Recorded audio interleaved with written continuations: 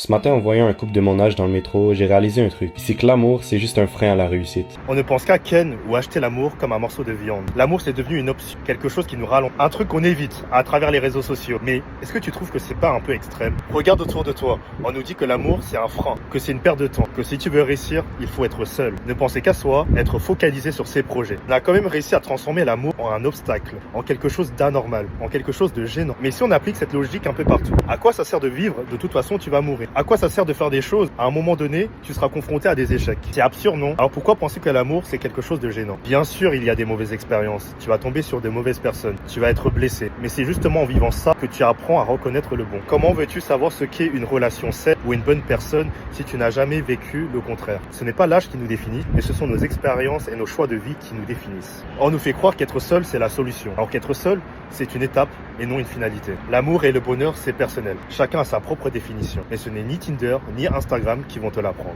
Le problème, ce n'est pas le cul ou l'amour, c'est notre façon de consommer les choses.